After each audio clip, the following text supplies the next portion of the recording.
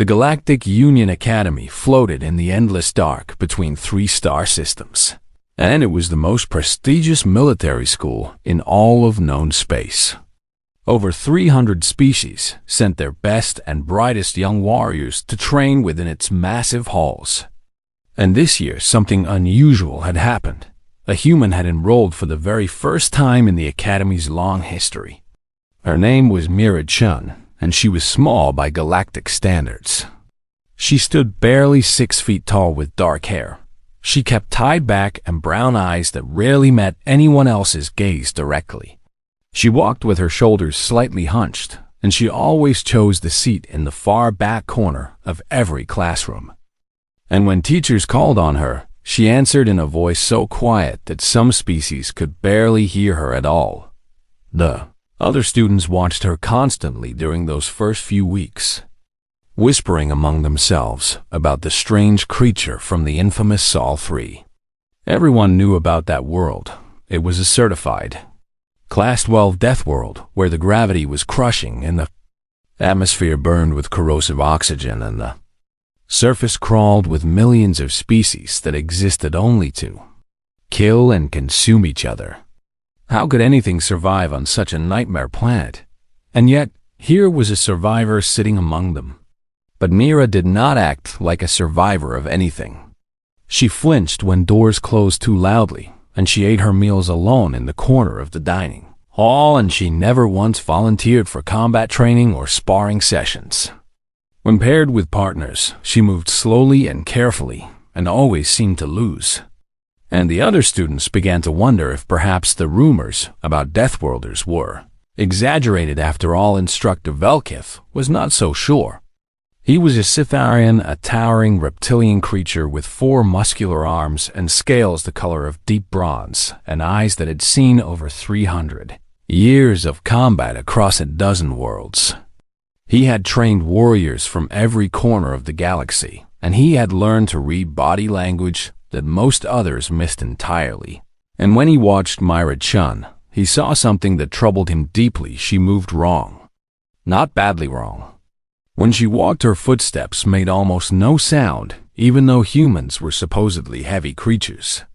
And when she sat, she positioned herself where she could see every door and window. And her eyes, those quiet brown eyes that never seemed to focus on anything actually, tracked every movement in the room with a precision that Velkith had only seen in master predators. Had read her file 3 times already. The official document said she came from a region of Earth called East Asia, and that she had lost her family in something called a civil conflict, and that she had survived alone for 2 years before the Galactic Union made first contact with humanity. The file said she had been selected for the Academy because of her exceptional aptitude scores, but it did not explain what those scores measured. And Velkith found himself wanting to know more. The Korvath students had no such curiosity. They were a proud species from a Class 7 world apex predators with natural armor made of thick chitin plates and claws that could tear through metal and mandibles that clicked together when they were excited or angry. There were 5 of them at the Academy, and their leader was a young male named Thresh, who had never lost a fight in his entire life. And from the moment he saw Mira, he decided that he did not like her at all. She was weak. She was pathetic. She was everything that a warrior should not be. And her presence at their prestigious academy was an insult to every true predator species in the galaxy. That was what Thresh believed, and he made sure everyone knew it. It started small, as these things always do. A shoulder check in the corridor that sent Mira stumbling against the wall, and Thresh simply walked past without looking back as his packmates chittered with laughter. The next day, someone knocked her datapad from her hands, and it clattered across the floor, scattering her notes everywhere. And when she knelt to gather them, a clawed foot stepped on one of the pages and tore it in half. Mira said nothing. She simply gathered what remained of her notes and walked away with her head down. And the Korvath laughed louder because they had found something entertaining to pass the time, the harassment continued for weeks. Slurs whispered just loud enough for her to hear dirt crawler, and primitive and death rock vermin, and food spilled on her tray accidentally, and seats taken just as she was about to sit down. Through all of it, Mira remained silent and still and small, and she never once reported the behavior or complained to any instructor Veleth noticed. Of course he noticed. He filed the reports and documented the incidents and scheduled a meeting with the Korvath students for formal discipline. But the academy had procedures and protocols, and the meeting was set for 3 days away. And surely nothing terrible could happen in just 3 days? He watched Mira more carefully now. He saw how she tracked the Korvath whenever they entered a room, and how her breathing changed slightly when Thresh walked past, and how her hands, those strange 5-fingered human hands, sometimes curled into fists at her sides before slowly relaxing again. He saw all of this, and he recognized it because he had seen it before in soldiers who had survived terrible things. And he knew that there was something coiled tight inside this quiet girl that was waiting for a reason to spring free, but he did not act quickly enough. He thought he had time. He thought the procedures would protect her. He thought that surely even the Korvath would not be foolish enough to truly attack a student within the academy walls. He was wrong on all 3 counts.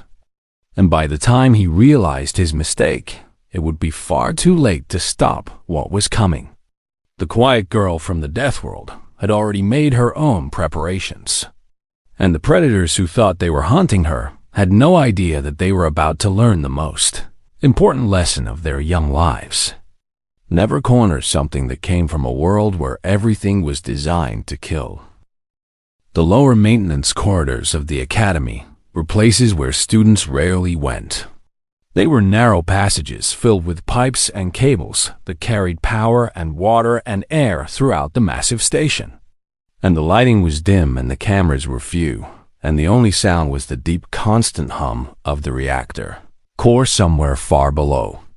It was the perfect place for predators to hunt their prey. Thresh had chosen this location carefully.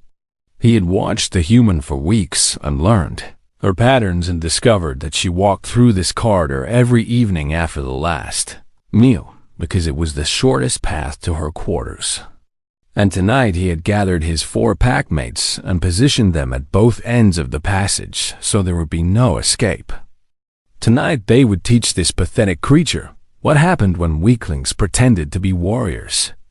Mira entered the corridor at exactly the time Thresh expected. She walked slowly with her datapad tucked under one arm and her eyes fixed on the floor ahead of her feet. And she did not seem to notice the shadows moving in the darkness around her until Thresh stepped out to block her path and his 4 companions emerged from their hiding places behind her. She stopped walking. She did not turn around. She simply stood there in the middle of the corridor with her back to the 4 Korvath behind her and her eyes still pointed downward at the floor. Deathworlder, Thresh said, and his mandibles clicked together with amusement as he spoke.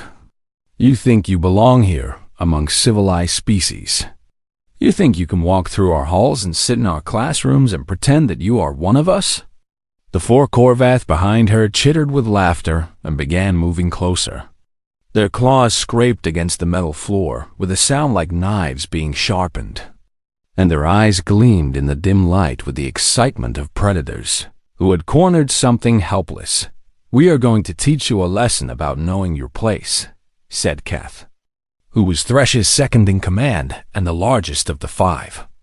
Maybe we will break a few of those dense little bones of yours. Maybe we will see if Deathworlders really heal as fast as the rumors say. I've always wanted to test that theory. The others laughed again, and the sound echoed off the metal walls and pipes around them. And still Mira did not move or speak or even lift her head. She just stood there like a small animal frozen in fear. And Thresh felt a surge of satisfaction because this was exactly what he had expected from such a weak and pathetic creature. He stepped closer until he was only a few feet away from her. He could smell her now, that strange human scent of salt and something Elsie could not identify, and he could see how small she truly was compared to him. He was twice her mass at least, and his natural armor could stop most weapons, and his claws could tear through hull plating. And she was just soft flesh and thin bones, and nothing else. "Look at me when I speak to you, Dirtcrawler," Thresh commanded. And he reached out with one clawed hand to grab her shoulder and spin her around. That was when Myra finally moved. She set her datapad down on a nearby pipe carefully, gently, as if she had all the time in the world, and then she straightened her spine and rolled her shoulders back and lifted her head. And when she turned to face Thresh, something in the corridor changed. The hunched posture was gone. The nervous trembling was gone. The scared little creature who had flinched at loud noises and eaten alone and lost every sparring match was gone completely. And what remained was something else entirely, something that looked at Thresh with eyes that held no fear at all. "I am going to give you one chance," Myra said, and her voice was different now. It was still quiet, but there was something underneath it, like rocks grinding together deep underground. "Walk away, and this ends here." Thresh stared at her in surprise. This was not how prey was supposed to behave when it was cornered and outnumbered. This was not the reaction he had expected at all. And for just a moment, just a single heartbeat, something cold touched the back of his mind, like a whisper of warning, but he was Korvath. He was an apex predator from a Class 7 world. He had never lost a fight, and he had never backed down from anything. And he was not about to start now because some tiny human had suddenly decided to pretend she was brave. "It speaks," he said, and he forced a laugh that his packmates echoed behind him. "The little death rock vermin finally speaks, and it threatens us. This will be even more entertaining than I hoped. I gave you a chance," Myra said, and she shifted her weight slightly, and her hands came up in front of her in a position that Thresh did not recognize. "Remember that when this is over. Remember that I tried to let you walk away." Keth laughed from behind her. "There are 5 of us and 1 of you, human. What exactly do you think you are going to do?" Myra did not answer with words. She simply looked at each of them and turned a slow, careful examination that lasted only seconds but seemed to take much longer, and Thresh realized with sudden unease that she was not looking at them with fear or desperation or anger. She was looking at them the way he looked at training dummies before a combat exercise. She was looking at them like they were already defeated, and they just did not know it yet. "Enough talk," Thresh snarled, and he pushed away the cold feeling in his gut because it was ridiculous to be afraid of something so small. "Hold her down and let us begin." The 4 Korvath behind her lunged forward with claws extended and mandibles spread wide. And Thresh attacked from the front with a strike that had killed creatures twice the human size. And in that moment, 5 apex predators from a Class 7 world committed the worst mistake of their entire lives. They cornered a human and gave her no choice but to fight back. And they were about to discover exactly why Sol 3 was classified as a Category 12 death world, and why every species that knew about Earth had learned to be very, very careful around its survivors. What the Korvath did not understand, what no species at the TV Galactic Union Academy truly understood, was what a Class 12 death world actually created when it forced life to evolve under its brutal conditions for millions upon millions of years. Earth was not just a planet with heavy gravity and a corrosive atmosphere and extreme temperatures. It was a world where every single creature that survived had to fight constantly against everything else that wanted to eat it or kill it or take its territory. It was a world where the weak died young, and only the most adaptable, and the most ruthless, and the most persistent could live long enough to pass on their traits to the next generation, and humans were the ultimate survivors of that endless war. They were not the fastest creatures on Earth. That honor belonged to birds and fish, and 4-legged hunters who could outrun them easily. They were not the strongest creatures. Bears and elephants and gorillas could crush them with little effort. They were not the most armored, or the most venomous, or the most numerous. And yet somehow they had risen to dominate their entire planet and spread to every corner of it, despite all the things that should have killed them. The secret was simple. Humans were persistent predators. Their bodies were designed to keep moving long after other creatures collapsed from exhaustion. They could regulate their temperature through sweating, which allowed them to hunt in the hottest parts of the day when other predators had to rest. They could heal from injuries that would kill most species. They could function without sleep for days when necessary. And most importantly, their brains were wired to track patterns and predict movements and remember weaknesses and plan attacks with a patience that bordered on obsession. When Thresh's claws came at Myra's throat, she was not there to receive them. She had read his body language, the tension in his shoulders, the angle of his eyes, the slight shift of his weight, and she had known exactly where his attack would land before he even launched it.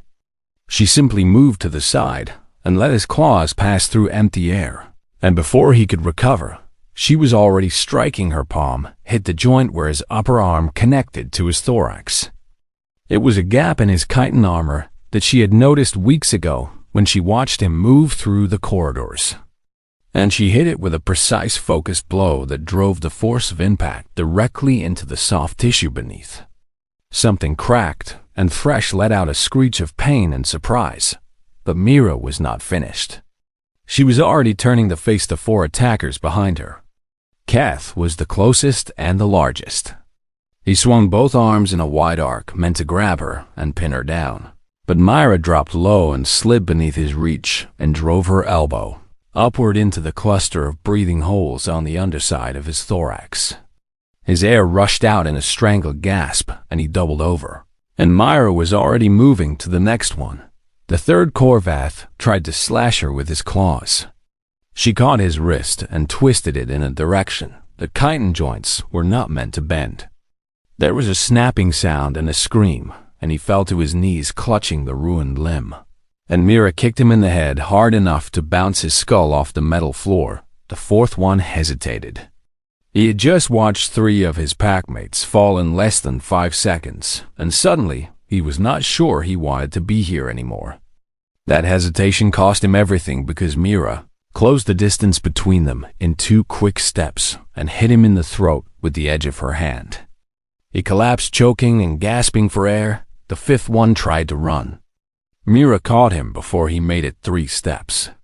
She grabbed one of his legs and pulled, and he crashed to the floor. And then she was on top of him, driving her knee into the nerve cluster at the base of his spine. He went limp with a whimper and did not move again. All of this took less than 30 seconds. Thresh was still trying to stand when Myra turned back to face him. His arm hung useless at his side, and his mandibles clicked wildly with shock and pain, and something he had never felt before in his entire life: fear. Pure overwhelming fear of the small creature walking toward him with death in her eyes. "You asked what I was going to do," Myra said. And her voice was calm, and even as if she had just finished a light exercise rather than defeating 4 apex predators. "Now you know." She hit him twice more. Once in the other arm joint, and once in the side of his head, where the chitin was thinnest. He dropped to the floor and did not get up. And the corridor was suddenly very quiet, except for the groaning of 5 broken Korvath and the steady hum of the reactor below. Myra stood in the center of the carnage and took a slow breath. Her hands were shaking slightly now that the fight was over, not from fear, but from the chemicals flooding her bloodstream that humans called adrenaline.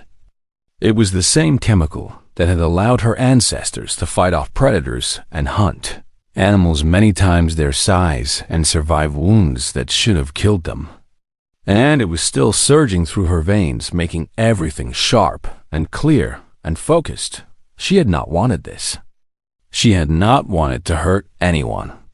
She had come to this academy hoping to start a new life far from the violence that had taken her family and destroyed her home. She had kept quiet and kept her head down, and tried to be invisible, because she knew what lived inside her, and she was afraid of what would happen if she ever let it out. But they had not let her be invisible. They had pushed and pushed until there was nowhere left to retreat. They had cornered her and threatened her and left her no choice at all, and so she had done what humans had always done when they were cornered. She had survived. Mira walked over to where she had set down her datapad. She picked it up and checked it carefully for damage and found none. Then she looked back at the 5 Corvath lying on the floor behind her and felt something that might have been pity, or might have been disgust, or might have been nothing at all. "I told you to walk away," she said quietly. And then she turned and continued toward her quarters as if nothing unusual had happened at all. The emergency alert reached Instructor Velkith 7 minutes after Myra walked away from the maintenance corridor. His communication device screamed with the urgent tone reserved for medical emergencies, and he was running before he even finished reading the message. 5 students down with severe injuries in Sector 7. 'Cause unknown. Immediate response required. He grabbed his weapon from its rack and summoned the security team and raced through the corridors faster than he had moved in decades. His forearms pumped at his sides and his claws clicked against the floor with each stride, and his mind ran through every terrible possibility of what he might find when he arrived. The Corvath had finally gone too far. They had attacked his human student.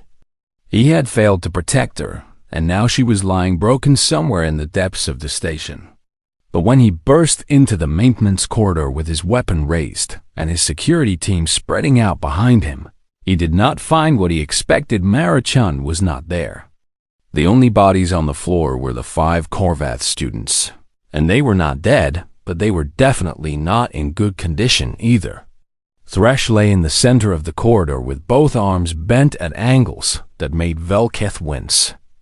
His chitin was cracked in multiple places, and his breathing was shallow and rapid, and his eyes were unfocused with shock. Keth was nearby with one hand pressed against his throat as he struggled to pull air through his damaged breathing holes. The other 3 were scattered around them in various states of injury, and none of them were moving much at all. What happened here? Velkith demanded as the medical team rushed past him to begin treatment. Report. One of the security officers scanned the area with his equipment and shook his head in confusion. No weapons fire detected. No explosive residue. No chemical agents. These injuries appear to be the result of physical combat, but there are no other bodies and no blood except from the Corvath themselves. I do not understand what could have done this to 5 apex predators. Velkith understood. The cold feeling he'd been carrying in his gut for weeks suddenly spread through his entire body as he looked at the broken bodies of the students who had been tormenting Myra-chan. He understood exactly what had happened here, and he felt like the biggest fool in the entire galaxy for not seeing it sooner. He knelt down next to Thresh and forced the young Corvath to focus on his face. "Tell me what happened. Tell me who did this to you." Thresh's mandibles clicked weakly, and his voice came out in a ragged whisper. "The human? The Death Worlder. We thought she was weak. We thought she was afraid. We cornered her and she..." He stopped and shuddered, and something that looked very much like tears leaked from the corners of his compound eyes. "She was not afraid. We outnumbered her 5-1, and she was not afraid at all. She just looked at us," Keth added from nearby. His voice was barely audible through his damaged throat. "She looked at us like she already knew exactly what she was going to do. Like she had been planning it for weeks. Like we were nothing less than nothing, just obstacles to be removed." Velkith stood up slowly. He had trained warriors for 300 years, and he had seen every kind of fighter from every corner of the galaxy, and he knew exactly what Keth was describing. It was the look of a true predator, not the arrogant confidence of young hunters like the Corvath, but the cold, calculated certainty of something that had faced death so many times that violence had become as natural as breathing. He had read the files about humans. He had studied their history and their biology and their psychology. He knew that they came from a world where everything tried to kill them from the moment they were born. He knew that they had evolved as persistent hunters who could track prey for days, without rest until their targets collapsed from exhaustion. He knew that their bodies contained chemical systems that could temporarily increase their strength and speed and pain tolerance to levels that other species found difficult to believe, but knowing facts and truly understanding what they meant were two very different things. And Velketh had made the mistake of thinking that this quiet, broken-seeming girl was somehow different from the rest of her species. He had thought that her silence meant she was weak. He had thought that her isolation meant she was vulnerable. He had thought wrong. He left the medical team to finish their work and walked through the corridors toward the student quarters. His mind was churning with questions and concerns and a strange new emotion that he could not quite identify. Was it respect or was it fear? Or was it perhaps a mixture of both? He found Myra in her small room, sitting on her bed with her datapad in her lap. She was reading something on the screen, and she looked up when he entered with an expression of mild curiosity, as if his arrival was not particularly interesting. The cold killer he had seen in his imagination was nowhere to be found. She was just a tired young student again, with her shoulders slightly hunched and her eyes not quite meeting his instructor. Velketh, she said quietly. Am I in trouble? He stood there for a long moment, looking at her and trying to reconcile what he saw with what he now knew she was capable of. You could have killed them, he said finally. Every one of them. You held back. Yes, why? After what they did to you, why did you not finish them? Mira was quiet for several seconds before she answered. On Earth, we have many sayings about violence. One of them is, speak softly and carry a big stick. It means that true strength does not need to be loud or obvious. It means that the most dangerous creatures are often the ones who do not need to prove anything to anyone. She set her datapad aside and looked up at him with those quiet brown eyes that suddenly seemed much older than her years. I do not like violence, instructor. I do not like what I am capable of. I came to this academy because I wanted to learn control. I wanted to be around others who understood what it meant to be dangerous and who could teach me how to use that danger for something good instead of something terrible. Then why did you hide it? Velketh asked. Why did you pretend to be weak? Why did you let them torment you for so long? Because I hoped they would stop, Myra said simply. Because I hoped I would never have to show anyone what I really am. Because every time I let that part of myself out, someone gets hurt, and I have to live with the memory of their screaming. She met his eyes directly for the first time since he had known her. But I will never let anyone make me a victim again. I learned that lesson on Earth, and I paid for it with everything I loved.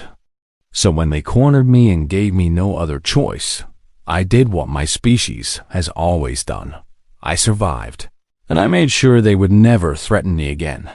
Velketh sat down slowly across from her. I should have stopped them sooner. I filed the reports, but I followed the procedures, and I waited for the scheduled meeting, and I let this happen. I'm sorry. Myra shook her head. You did not corner me in that corridor. You did not force me to defend myself.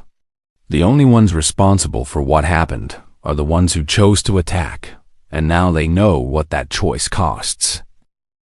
The official investigation lasted 3 days and reached a conclusion that surprised absolutely no one who had access to all the facts.